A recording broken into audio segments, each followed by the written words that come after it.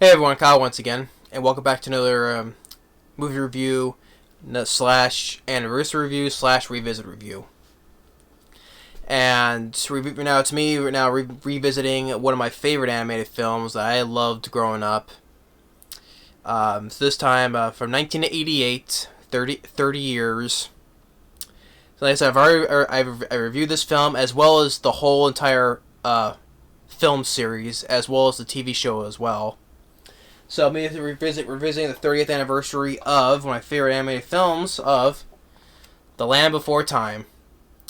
So here I'm holding up the one that has the original poster look to it, and then this one with the anniversary edition to it. So that's why I'm here showing both. But The Land Before Time, I love this film growing up, and just because consider how much I love dinosaurs, so this is another part of the reason. But I love the film as a film in general, as well as an animated film. Directed by Don Bluth, directed American Tail. All Dogs Go to Heaven. Trying to get the words out of my mouth. All Dogs Go to Heaven. The underrated animated film Titan A.E. and then the Secret of Nim. So Don Bluth, just a good animated director as well. But I love this film to death. That's his best film to me. As much as I like All Dogs Go to Heaven as well, and The Secret of Nim. But the film came out in November 1988. Success overall, financially and critically. Has a 70% Rotten Tomatoes, which I would give a much more higher rating for more than a 70% Rotten Tomatoes. Does have a 7.4 on IMDb. Made about worldwide, about 80-some million worldwide. Have myself some peanuts here. And for the time it was animated in 1998, well animated for the time it was in 1988. The voice cast, really great job for the voice cast, and visually for the animation as well. For the voice cast, as Gabriel Damon as Littlefoot, Candace Houston, Sarah, Will Ryan as Petrie, and of course Judith Barsi as Ducky. I've said this before when I reviewed this film originally, and of All Dogs Go to Heaven, and of course she also starred in Jaws: The Revenge, the fourth one. Which she played Thea Broy, the little girl of the Broy family in Jaws: The Revenge. It's sad that she now died. This came out in 1988. She died in November 1988. She died in July of 1980, before this film came out. And I said before, though, that's how her and her mother were murdered by her father. Piece of crap. First, I don't know who remind would shoot their 10-year-old daughter. That's the first thing I don't get. Well, of course, only sick people would think that. Hope he's. I don't know if he's alive or dead though, but I just hope if he is, I just hope he's burning in hell for that. Because no one gets off of shit killing a little girl. That's the first thing. But that's let alone the same time with his wife too. But it's a sad, it's a sad tragedy for Judith Barsi, just because. But then her last film was voicing Anna Marie in All Dogs Go to Heaven.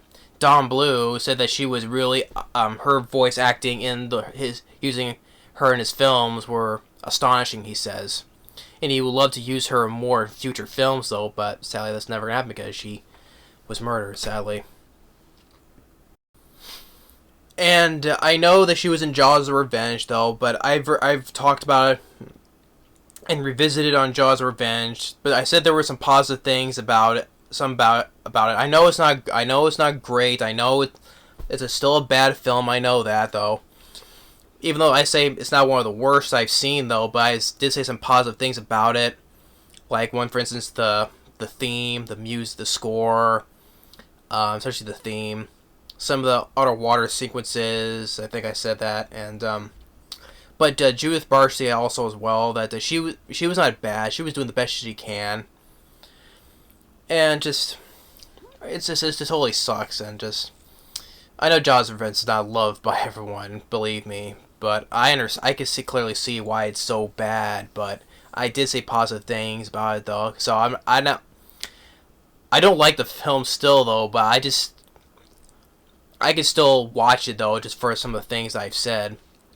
Because I can still watch it because it's not to me then the worst movie ever. So, but all that aside though, but it's just suck about Judith Barsi. I know, like I said, about all the films she voiced in, and it's too bad, you know.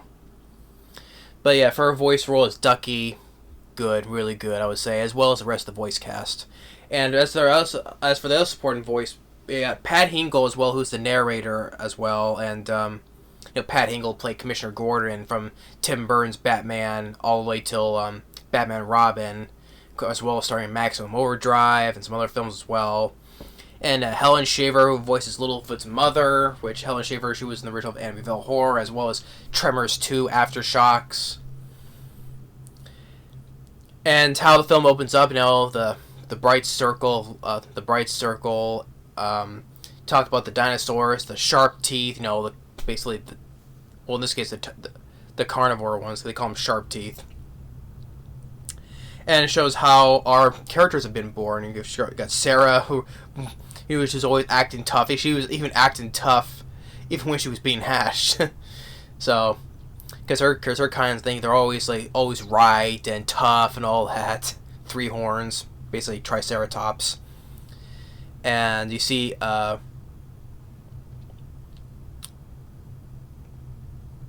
ones being born. I think I remember seeing Ducky being born as well as Beatrix. Then, of course, of Littlefoot being born, while his egg got tossed around a lot until me with his mom and grandparents, and Littlefoot being born. Then some time go on, looking for food, because everyone's heading towards the Great Valley, which is the greatest place ever, the Great Valley. And then when Littlefoot meets with Sarah, they bump heads though. They're doing a little thing with the bubbles and all that, and then they run to the Sharptooth. The Sharptooth chases them. Then Littlefoot's mother fights the Sharptooth, and this earthquake happens, which they call it Earthshake. The whole earth shifts around. The Sharptooth falls down the canyon, as well as Littlefoot's mother gets horribly injured, fatally injured actually, and Sarah is separated from her family, so there's no way to get to them, so she's on her own.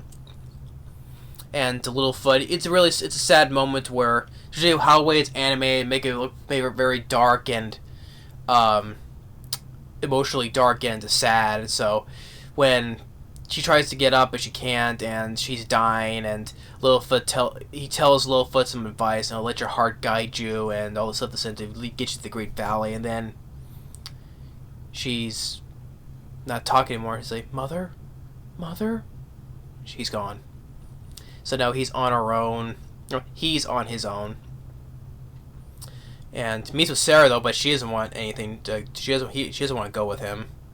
So she falls down this little thing, so she slides down the cliff though, but he didn't want to go with him anyway. Then when he meets Ducky, doing, don't step on the cracks or you fall and break your back. Then meets with Petrie, and then he's a flyer, pteranodon, but he's afraid to fly first. And then with Sarah, she finds the Sharptooth that thinks it's dead though, but she's taunting it like, and she starts charging at it, and the thing opens its eye and gets up. And then she's like, oh, I meant the Sharptooth. No, Littlefoot is like, no, Sharptooth is dead. No, it's alive, and all that. And then makes Ducky fall down another side, and then finds an egg, and that's Spike, Clubtail, or Spiketail. which, because we all know the Spike doesn't ever talk, so, but he's always hungry, he's always eating. So then we get the journey of all of them together searching through the Great Valley, with Pat Hingle narrating.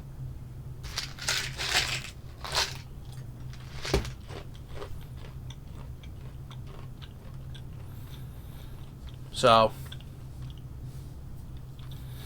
and also the whole time with Littlefoot, when he's carrying this tree star, because it was a sentimental thing from his mother as well. And throughout this whole time, they're also being chased by the Sharptooth as well. But and it gets to the one point where they find they're searching for food as well. They see a little patch of trees, but a herd, long neck herd, eats that all. But there's still some left for them to eat, and they're trying to get Petrie to fly. He doesn't want to. And then there's a time they're all sleeping, and then Sharptooth comes up and chases them, but steps on the tree star that Littlefoot had, and then you get to a certain point, and this part, I forget where, it's like a desert wasteland. Well, all of it is though, but one looks like a wasteland, I guess. But Sarah fights with Littlefoot. They get into a fight. They go their own separate ways, while the rest follow Sarah, which not good as well. But as they're moving, Ducky and Spike, they get trapped where this the lava, because the volcano is blowing, and they're trapped where the spot where lava is. They're stuck on those little piece of rock that's sinking, and Petrie gets stuck in the tar pits. So Littlefoot gets Ducky and Spike out, but they try to get Petrie, but they all get stuck in the tar pits, and Sarah's being fighting with these two dome heads, and they get spooked because all the four of them, Ducky, Petrie, and Littlefoot and Spike, they're all covered in like this tar monster, the tar monster. Get what I'm saying in there? Tar monster. They scare them off, and they're all laughing, and which Sarah gets her because like the narrator says, she's too proud to admit that she was wrong. Then they hear the Sharptooth. They plan to get rid of him, set a trap for him, and they try to get him to this right position where this deep part of this pool is, and high enough for them to push this boulder on top of him. It's chasing Ducky though. Petrie, he learns to fly. He's flying on his own and tries to be heroic, try to save Ducky. And Spike and Littlefoot, they can't get this boulder to budge until Sarah comes in and knocks it off. It hits the Sharptooth, takes Petrie with him. Think he's gone, but he's not. And then one thing leads to another. Littlefoot finds the cloud that looks like his mother, and then he finally gets to a certain part where on the cliff, and then the sunlight shines at the Great Valley. They all get there, and they all reunite with their families, and that's how it ended with they got on top of this part of the meadow where they basically ends right there. It ends with them together like this, with the narrator explaining that how it was long ago, and then it ends with that song that I like. What was it called?